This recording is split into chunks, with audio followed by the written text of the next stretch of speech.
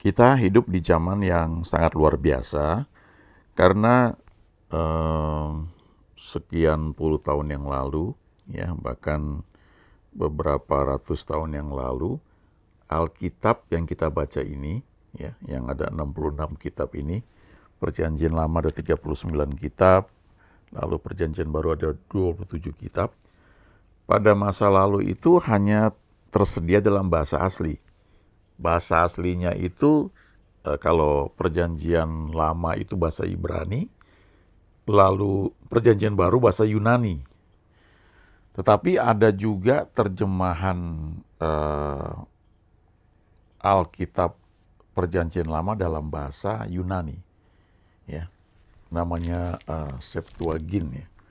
Tapi itu biasanya orang selalu melihat ke bahasa Ibrani, ya, bahasa Ibrani atau bahasa Aram juga, bahasa sehari-hari yang dipakai bahkan ketika eh, Yesus itu ada di muka bumi. Makanya ada surat kepada orang Ibrani, ya, yang diduga kuat ditulis oleh Paulus.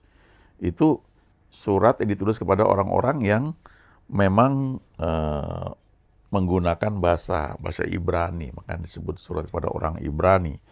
Tetapi lainnya tuh di Perjanjian Baru dalam bahasa Yunani, karena itu seperti bahasa Inggris, ya. Jadi yang dipakai di lingkungan di mana saat itu jemaat mula-mula ada, dan uh, Yesus juga ada di muka bumi waktu itu, ya.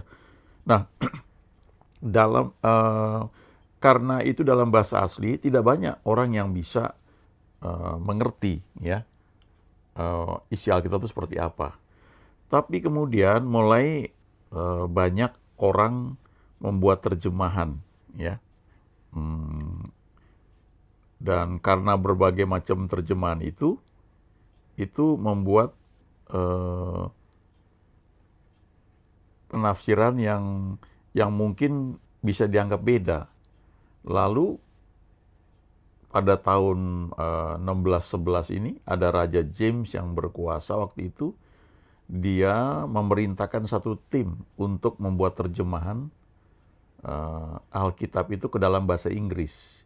Makanya disebut versi King James, ya, karena versi tersebut dibuat atas perintah atau otoritas dari Raja James untuk membuat terjemahan ke dalam bahasa Inggris yang diharapkan bisa diterima oleh semua kalangan.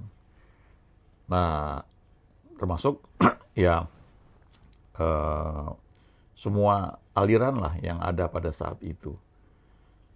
Nah, kalau kita lihat di peta ini, ya, terjemahan King James itu mengambil beberapa dasar, ya, dari bahasa aslinya itu macam-macam di situ, ya. Kita bisa lihat, ya, saya sendiri tidak meneliti lebih detail. Ya, ada kopi dari zaman purba, ya, bukan zaman purba, zaman kuno, ya. Kemudian sebelumnya lagi tuh ada penemuan kopi yang pada masa awal, ya. Jadi Alkitab itu kan waktu itu ditulis, kemudian dikopi, ya, dikopi. Kalau sekarang kan tinggal mesin fotokopi, tinggal pakai legalisir bahwa ini sudah diperiksa sesuai dengan aslinya. Tapi zaman dulu ya ditulis, ya, tulis tangan. Nah, yang paling awal itu adalah originalnya, ya, original manuskrip, ya, itu dari 1500 sebelum masa Kristus sampai sekitar tahun 100, ya. Jadi kurang lebih ada 1500 tahun itu tenggang waktunya, ya. Dan ditulis oleh sekitar 40 penulis Alkitab. Dari situ kemudian disalin, ya. Disalin, ada kopi yang mula-mula, habis itu ketemu lagi, ya, salinan-salinan yang kuno. Nah, ini semua dipakai untuk membuat terjemahan Alkitab ke dalam bahasa Inggris. Dari situ ada berbagai macam itu, ya. Ada Vulgate, ya, ada Masoretic Text, ada Wycliffe, ya, Wycliffe atau Wycliffe bacanya. Lalu ada Tyndale, ya, dan sebagainya. Lalu ada Geneva, ya, lalu Bishops dan sebagainya. Kemudian akhirnya muncullah versi King James. Nah, ini versi yang termasuk lama tapi dikatakan paling diakui. Disebut juga itu versinya itu adalah authorized ya, authorized version. Artinya versi yang secara resmi keluar, disahkan, diberi otoritas ya, diotorisasi oleh Raja James. Itu 1611. Nah, dari situ dibuat terjemahan lain, ada American Standard ya, ada lagi nanti kalau kita lihat ada New American Standard ya. Lalu ada New King James ya. Dan ada lagi nanti Modern King James ya. Banyak sekali. Tapi sementara itu ada juga yang langsung ya dari terjemahan awal itu diterjemahkan ke dalam ada Jerusalem Bible, Amplified Bible. Amplified Bible sendiri ada yang klasik, yang awal, lalu ada yang lebih baru lagi. Ya, ada terjemahan Berkeley ya. Kemudian ada juga belakangan ketemu ya yang namanya naskah-naskah Laut Mati ya. Jadi ditemukan itu yang lebih awal lagi ya. Eh, Catatan salinan yang lebih tua kemudian itu dipakai untuk menerjemahkan Alkitab bahasa Inggris ya. Ya, diantaranya tuh termasuk Amplified. Makanya kalau kita lihat ya, ini kan bahasa Inggris ya, bahasa Indonesia ada beda lagi ya, lalu bahasa lain ya beda lagi. Makanya kalau kita lihat dalam terjemahan bahasa Indonesia ya, itu sebagian beda dengan terjemahan misalnya King James ya. King James termasuk yang paling standar lah kalau kita mau belajar bahasa aslinya tuh bahkan lihat King James karena itu terjemahannya seperti cukup letter artinya kata per kata. Kemudian kan harus disusun supaya kalimatnya dapat dimengerti. Lalu kalau kalimatnya itu kurang dapat dimengerti karena terjemahan kata per katanya itu ada yang kosong gitu ya, ada yang seperti kata-kata yang hilang, maka supaya kalimatnya itu jadi nyambung, dibuat tambahan kata dalam terjemahan itu yang di bahasa aslinya nggak ada, tapi dicetak miring supaya kita bisa tahu bahwa ini bahasa aslinya kata ini sebenarnya ditambahkan supaya kita bisa membaca kalimat yang nyambung. Nah itu dicetak miring ya, versi King James itu. Nah kalau kita baca versi King James kita bisa lihat tiap kata itu ada nomor referensi dan kita bisa cek nomor itu dalam bahasa aslinya apa, kata apa itu ya. Lalu kita bisa lihat kata tersebut dalam bahasa aslinya diterjemahkan ke bahasa Inggris itu sebagai kata apa saja ya. Bahkan dipakai di mana saja. Jadi kita bisa tahu misalnya kata love ya, agape. Di perjanjian baru itu ada love agape, ada love filio ya atau filia. Kemudian ada satu lagi stergo ya, tapi itu agak jarang ya. Kalau nggak salah cuma ada dua kata ya, maksudnya ada dua kata stergo yang diterjemahkan di perjanjian baru. Yang paling banyak ya agape ya. Lalu kalau kita baca Yohanes 21 itu contoh bagaimana penggunaan agape dengan filial ya, filia. Ketika Yesus bertanya, Simon anak Yohanes, apakah engkau mengasihi aku? Apakah engkau agape, agapau terhadap aku? Lalu Simon menjawab, Tuhan aku filio ya. Aku mengasihi kau dengan kasih filia. Jadi ini berbagai terjemahan. Nah, sekarang kalau kita lihat di Alkitab, ini menarik ya. Saya ambil dari Thomson Reference ya, Change Reference Bible. Jadi kalau kita baca di Alkitab bahasa Inggris itu ada namanya Study Bible. Study Bible itu banyak sekarang ini. Tapi dulu yang cukup terkenal itu namanya ini yang Thomson ya, dibuat oleh seorang yang belajar Alkitab ya. Gelarnya panjang sekali. Tapi dia membuat Alkitab referensi yang dikenal sebagai Thomson ya, Thomson's Change Reference Bible ya. Jadi ini di bagian belakangnya dia buat seperti ini. Lalu ada lagi yang orang-orang karismatik biasanya suka pakai ya, yaitu Dex ya, Dex Bible. Nah sekarang banyak sekali ya, pelayanan-pelayanan ini banyak membuat orang-orang yang Tuhan pakai itu membuat study Bible ya. Kalau di Indonesia itu ada firman Allah yang hidup ya. Itu kita belajar ayat kita baca, kemudian ada semacam keterangan, referensi dan sebagainya. Nah, di Thompson Bible ini dia menggambarkan ya bagaimana Alkitab itu atau firman Tuhan itu keluar dalam berbagai versi ya, dia cerita seperti itu. Nah, versi pertama itu adalah ditulis di alam ya, written on nature. Ya, itu ada ayatnya Mazmur 19 ayat 1. Nah, dari situ ya dia bilang bahwa dengan kita melihat alam semesta itu, kita melihat firman Tuhan ya.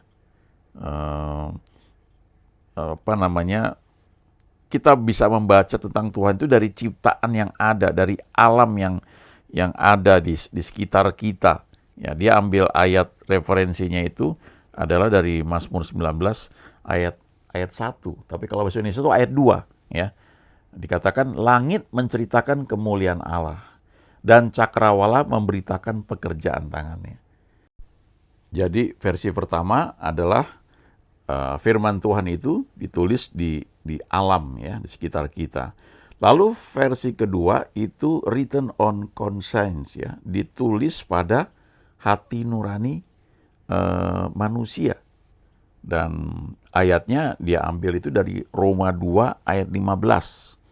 Roma 2 ayat 15 itu surat Paulus ya, yang mengatakan sebab dengan itu mereka menunjukkan bahwa isi hukum Taurat ada tertulis di dalam hati mereka ya, atau hati nurani mereka ya, dan suara hati mereka, nah ini conscience ya, turut bersaksi dan pikiran mereka saling menuduh atau saling membela. Jadi sebelum Alkitab itu tertulis dalam bentuk cetakan, maka sebelumnya itu tertulis di dalam hati nurani ya. Ini menurut Thompson Bible ya. Lalu yang ketiga, written on tablets of stones ya, ditulis dalam loh batu. Ini ketika Musa naik ke gunung ya, berjumpa dengan Tuhan, lalu dikatakan perintah itu ditulis ya dalam loh batu. Ya, di Keluaran 24 ayat 12 dikatakan, Tuhan berfirman kepada Musa, naiklah menghadap aku ke atas gunung dan tinggallah di sana, maka aku akan memberikan kepadamu loh batu, yakni hukum dan perintah yang telah kutuliskan untuk diajarkan kepada mereka. Ya, lalu yang versi keempat, ya, itu adalah Christ the living word, ya, firman yang menjadi manusia, yaitu Kristus yang adalah firman yang hidup. Nah, kita bisa lihat itu di Injil Yohanes pasal 1 ayat 14. Firman itu telah menjadi manusia dan diam di antara kita. Dan kita telah melihat kemuliaannya, yaitu kemuliaan yang diberikan kepadanya sebagai anak tunggal Bapa, penuh kasih karunia dan kebenaran. Ya. Lalu versi yang kelima, itu ada the entire scriptures. Ya. Artinya apa? Itu keseluruhan Alkitab yang sudah disahkan, ya, menjadi 66 kitab ini ya. Ada prosesnya juga sampai akhirnya diputuskan 66 kitab gitu ya. Ada pertemuan-pertemuan ya. Para bapak-bapak gereja dulu memutuskan, akhirnya ada 39 kitab yang diterima ya. Lalu 27 kitab di Perjanjian Baru ya, 39 di Perjanjian Lama, 27 Perjanjian Baru. Nah, itu yang disebut dengan proses kanonisasi ya. Jadi menjadi satu kesatuan Alkitab itu. Dan udah lengkap, udah sempurna ya. Para bapak gereja ini memutuskan 66 kitab ini sudah cukup sempurna. Lalu versi yang ke-6 ya, itu adalah written on the heart ya, Ibrani 8 ayat 10. Jadi dikatakan di sini Ibrani 8 ayat 10, maka inilah perjanjian yang kuadakan dengan kaum Israel sesudah waktu itu, demikianlah firman Tuhan, aku akan menaruh hukumku dalam akal budi mereka dan menuliskannya dalam hati mereka. Maka aku akan menjadi Allah mereka dan mereka akan menjadi umatku. Nah, ini perjanjian baru ya, ketika orang sudah lahir baru, terima Tuhan Yesus, lalu dia menjadi ciptaan baru. Ada Roh Kudus masuk ke dalam hati. Roh Kudus itu yang mengingatkan apa yang sudah ada, yang dideposit dalam roh kita yang sudah lahir baru ya. ditulis dalam hati kita. Makanya kalau kita baca di surat Yohanes misalnya dikatakan kamu memiliki pengurapan sehingga kamu nggak perlu diajar orang lain lagi, sebab pengurapan itu mengajar kamu. Ya, bukan berarti kita nggak perlu sekolah Alkitab atau kita nggak perlu dengar orang lain ngajar kita, bukan. Tapi ketika kita bahkan sekolah Alkitab atau kita mendengar firman disampaikan, kita mendengar Roh Kudus itu menyingkapkan buat kita. Karena firman itu sebenarnya sudah tertulis di dalam hati kita masing-masing. Ya, written on the heart. Lalu versi ketujuh, versi yang terakhir ya, menurut Thompson Bible ini adalah Christians as living epistles ya. Jadi orang-orang Kristen sebagai suratan yang hidup ya, sebagai surat-surat yang hidup yang dibaca oleh banyak orang. Ya, itu di 2 Korintus pasal 3 ayat 2 sampai dengan 3 ya. Paulus bilang begini ya di 2 Korintus pasal 3 ya, ayat 2 dan 3. Kamu adalah surat pujian kami yang tertulis dalam hati kami dan yang dikenal dan yang dapat dibaca oleh semua orang. Ya, karena telah ternyata bahwa kamu adalah surat Kristus yang ditulis oleh pelayan kami, ditulis bukan dengan tinta tetapi dengan roh dari Allah yang hidup, bukan pada loh-loh batu, melainkan pada loh-loh daging, yaitu di dalam hati manusia. Ya, jadi dengan kata lain, kita ini menjadi surat yang terbuka, dibaca oleh banyak orang. Ketika kita mengenal Tuhan Yesus, ya, Roh Kudus masuk dalam hati kita, lalu Roh Kudus mulai berkarya dalam kehidupan kita. Kalau kita mengizinkan dia berkarya lebih luas, maka itu makin cepat semua yang direncanakan oleh Tuhan akan terjadi. Makanya di Filipi pasal 2, ya, ayat 13 dikatakan, sebab Allah lah yang mengerjakan di dalam kamu, baik kemauan maupun pekerjaan menurut kerelaannya. Ya. Jadi ketika firman itu termanifestasi dalam hidup kita, orang melihat kita tuh sebagai firman yang hidup. Ya, jangan lupa nggak ada yang sempurna, ya. Tapi Tuhan bisa pakai setiap bagian kehidupan kita itu untuk mengajar orang lain, ya. Termasuk mengajar di antara sama kita, murid-murid Kristus, ya. Kita belajar ada, orang ini setia, ya, ada firman yang mengajarkan hal itu, dan itu terwujud dalam hidup dia. Kita bisa melihat ada orang yang sabar, ya, karena Roh Kudus membawa dia mewujudkan itu sehingga itu menjadi firman yang hidup, yang dibaca oleh kita dan juga oleh orang lain. Nah, tujuannya apa? Tujuannya kembali ke 2 Timotius 3 ayat 16 sampai dengan 17. Segala tulisan yang diilhamkan Allah memang bermanfaat untuk mengajar, untuk menyatakan kesalahan, untuk memperbaiki kelakuan, dan untuk mendidik orang dalam kebenaran. Ya. Jadi berbagai versi Alkitab itu, baik versi yang cetak itu, ya, dari zaman bahasa aslinya, kemudian sampai zaman modern. Ya, kalau bahasa Inggris kan ada banyak versi, bahasa Indonesia juga sekarang sudah banyak versinya. Ya, ada versi mudah dibaca, bahasa sehari-hari, firman Allah yang hidup, ya, dan sebagainya. Nah, itu versi cetak gitu. Tetapi tadi kita lihat bagaimana Thompson Bible itu menunjukkan ada 7 versi dari sejak awal. Firman itu tertulis dalam alam ciptaan, ya, ketika dikatakan langit menceritakan kemuliaan Allah, ya. Lalu itu juga ditulis dalam hati nurani manusia awalnya gitu ya. Kemudian ada lagi ketika Musa naik ke gunung dalam loh batu, ya. Kemudian kita baca bagaimana Yesus menjadi firman yang hidup yang datang ke muka bumi ini, firman telah menjadi manusia dan kita lihat kemuliaan dia. Kemudian firman secara lengkap semuanya.